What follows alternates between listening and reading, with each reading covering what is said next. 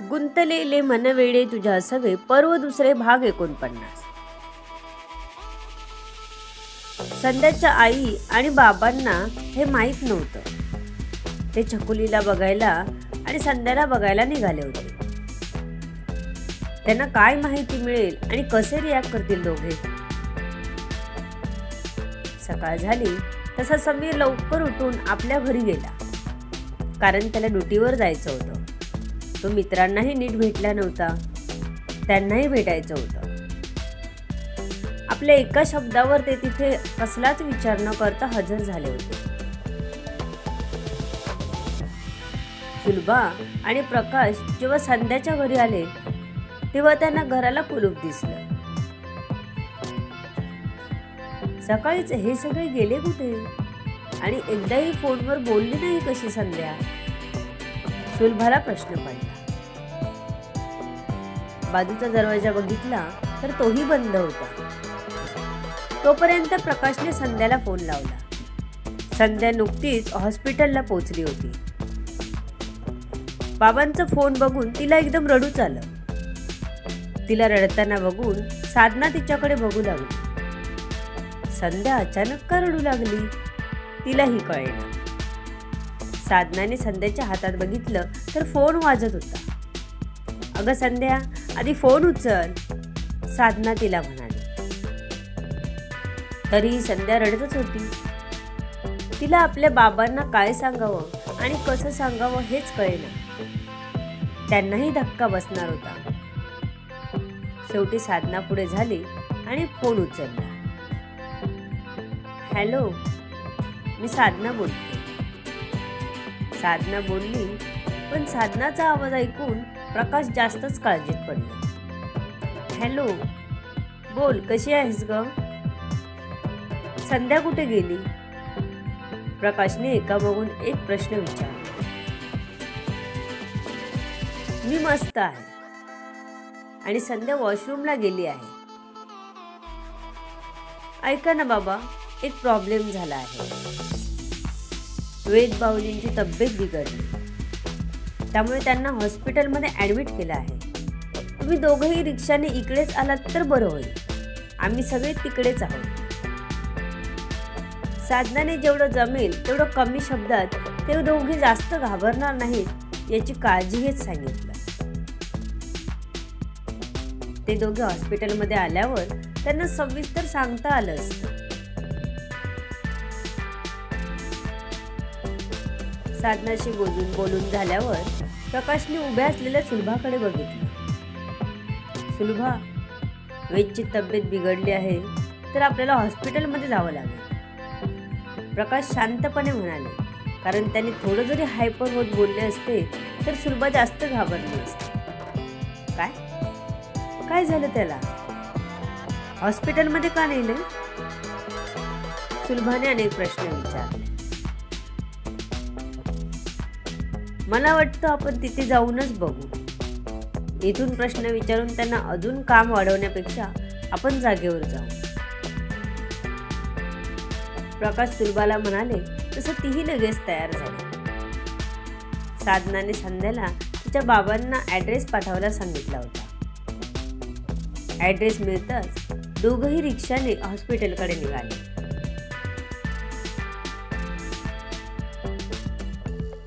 संध्या आता थोडी शांत होत वेदितकडे आली. भाऊजी, हे कसे आहे आणि डॉक्टर काय म्हणाले? तिने डोळे पुसत विचारलं. वहिनी, तुम्ही रडू नका. वेद चांगला होईल. डॉक्टर बोलले आहे थोडा वेळ लागेल त्याला शुद्धीत यायला. गोळी लागली आहे पोटात. ऑपरेशन झालंय व्यवस्थित, त्याला रिकवर व्हायला वेळ लागेल. वेदित अगदी जपून बोलत होता, कारण त्याचा एक जरी शब्द इकडे तिकडे झाला असता तर संध्या पार कोलमडून गेली असती. आणि सध्या तिची स्थिती नाजूक होती. तिला धक्का देऊन चालणार नव्हतं. बघायला देतील का मला? मी डॉक्टरांना विचारू का? मला फक्त एकदा वेदला बघायचं आहे. ती एकदम रडकुंडीला आली होती. तिला आपण वेदपासून लांब आहोत हेच सहन होत नव्हतं. हो, विचार. मी येतो सोबत, चल. वेदित असं म्हणाला आणि संध्या सोबतच चालू लागला.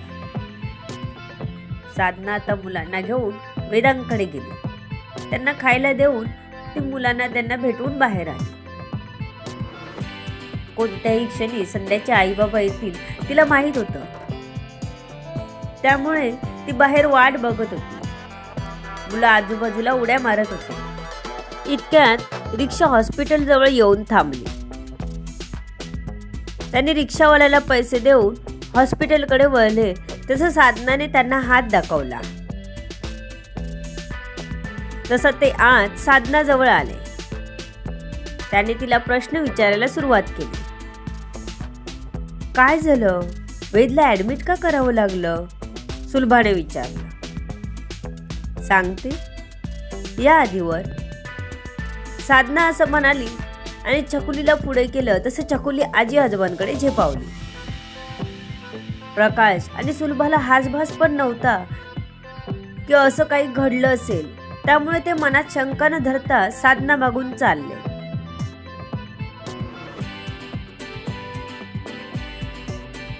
संध्याने डॉक्टरांना विचारून बघण्याची परमिशन घेतली आणि ती वेदला बघायला ICU कडे गेली. नर्सने बाहेरूनच काचेतून तिला बघायला सांगितलं. तिने हळूच त्याचा उंच करत आत बघितलं तर अजून पेशंट होते. सर्वांचे एकसारखे ड्रेस, सर्वांना मशीन्स आणि सर्व अगदी सुकल्यासारखे दिसत होते. तिची नजर वेदला शोधत होती. एका ठिकाणी तिची नजर स्थिरावली. खरं तर ओळखूही येत नव्हतं वेदला. अशी अवस्था झाली होती त्याची. तिचं मन आतून आक्रंदलं. ज्याने ही अवस्था माझ्या वेदची केली त्याला देव कधीच सुखी ठेवणार नाही. तिच्या डोळ्यातून पुन्हा अश्रू बाहेर पडले. यावेळी तिने ते थांबवले नाहीत की बाजूला उभ्या असणाऱ्या वेदितनेही तसा प्रयत्न केला नाही. ती रडत होती तिथेच डोकं टेकून, अगदी हमसून हमसून. वेदने उठावं आणि नेहमीसारखं आपल्याला मिठीत घ्यावं. त्याने आपली मस्करी करावी असं वाटत होतं तिला. तो झोपून राहू नये. त्याला असं बघून हृदयात एक कळ गेली तिच्या. तिचं तिलाही भान राहिलं नव्हतं ती खाली कधी बसली. शेवटी वेदितने तिला बाजूला घेतलं. हाताला धरून बाहेर घेऊन आला. ती बाहेर आली तर तिचे आई बाबा नुकतेच तिथे आले होते. छकुली आजीजवळ होती. संध्याने जाऊन आपल्या बाबांना मिठी मारली आणि अजूनच जोरात रडू लागली. आजूबाजूला आलेले इतर पेशंटचे नातेवाईकही त्यांनाच बघत होते. पण संध्याने काहीच विचार केला नाही. तिने प्रकाशना मिठी मारून रडायला सुरुवात केली. त्यांना काहीच कळेना. ते एकदम बावरून गेले होते. नक्की झालं तरी काय? त्यांनी कसं संध्याला आपल्यापासून वेगळं केलं. सुलभानेही छकुलीला खाली उतरवलं आणि संध्याजवळ आली. तसं संध्या तिलाही भेटली. तुम्ही सगळे एका ठिकाणी बसून घ्या, सांगतो मी काय झालं ते, घाबरू नका. वेदितने संध्याच्या आई बाबांना आणि संध्याला एका बाजूला बसायला घेऊन गेला. तर मुलांना घेऊन साधना बाहेर गेली. नक्की काय झालंय वेदला? सुलभाने विचारलं. तसं वेदितने आणि संध्याने मिळून घडलेला सर्व प्रसंग दोघांना सांगितला. तसे दोघेही एकदम शॉक झाले. अरे पण तुम्ही आम्हाला का नाही सांगितलं? आम्ही जवळ तर होतो. सुलभा जवळजवळ त्याला ओरडतच म्हणाली. आता ते बोलण्यात काहीच अर्थ नाही. ते जाऊ दे. वेद आता कसा आहे? प्रकाश म्हणाले. काल रात्री ऑपरेशन करून आणलंय. थोडं बरं आहे आता. मी आणि संध्या जाऊन आत्ताच बघून आलोय, वेदित म्हणाला. तसं संध्या परत त्या दोघांजवळ बसत रडू लागली. संध्या, बाळा असं रडून चालणार नाही तुला. बाळाला त्रास होणार. तुला स्वतःला सावरावं लागेल. छकुली बघ कशी कावरी बावरी झाली आहे. तूच अशी रडत बसशील तर कसं होणार. वेद चांगला व्हावा म्हणून तुला चांगलं राहावं लागणार. नाहीतर तुझ्या मागे धावणार की त्याला बघणार. 2 मुलं आहेत. ती पोरगी बघ तुझ्यासाठी धावते कशी. रडू नकोस. संध्याच्या आईने संध्याला समजावल्यावर संध्या थोडी शांत झाली. आई, छकुलीला घे जा तू. मोहित पण खूप त्रास देतो वहिनीला. संध्या बोलली तशी सुलभा छकुलीला घ्यायला गेली. साधनाही आता सुलभाशी बोलू लागली. बाबांनाही त्रास झाला खूप, तेही ऍडमिट आहेत. साधनाने असं म्हणतात सुलभा आणि प्रकाश वेदांगला बघायला त्यांच्या वार्डमध्ये गेले. त्यांची चौकशी करून आले. संध्याला आता खूप बरं वाटलं होतं. तिला धीर देणारी तिची आई आली होती. रडून आणि बोलून मन हलकं करता आलं होतं. आई बाबांच्या कुशीत रडता आलं होतं. साधना सर्वांना सांगून घरी जायला निघाली तशी तिच्या मदतीला सुलभाही गेली. तिला दुपारी जेवण बनवून आणायचं होतं. जाताना त्यांनी छकुली आणि मोहितलाही नेलं.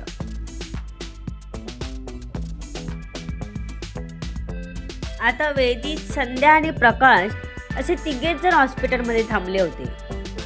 प्रकाश तिला घरी जायला सांगत होते पण ती काही ऐकली नाही. इकडे डॉक्टरांनी वेदितला आत बोलावलं. आपल्याला आहे ना सिटी स्कॅन आणि इतर टेस्टही बाहेर कराव्या लागतील. आमची एक नर्स आणि हॉस्पिटलची गाडी तुमच्या सोबत असेल. तुम्हाला आत्ताच निघावं लागेल. जवळच सेंटर आहे. तुम्ही त्यांच्याशी कॉन्टॅक्ट करून बोलून घ्या.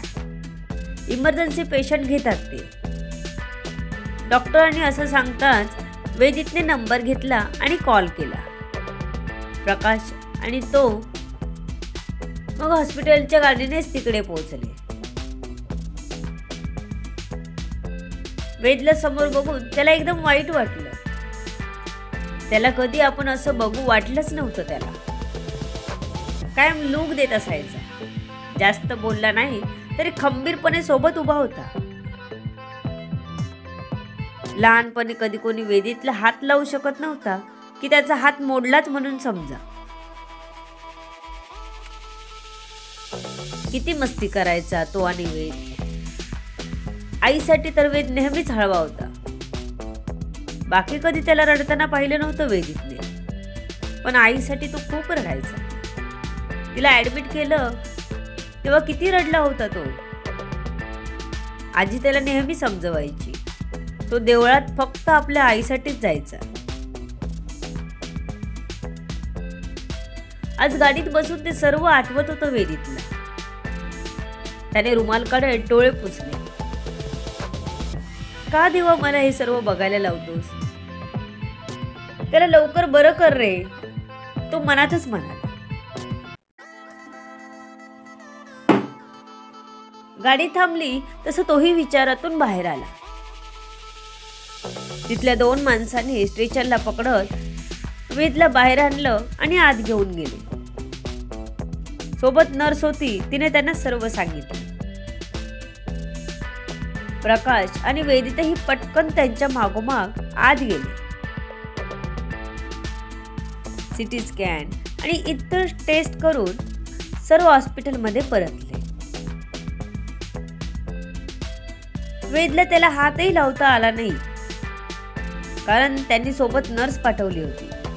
तीच सर्व करत होती. काही इन्फेक्शन होऊ नये हाच उद्देश होता.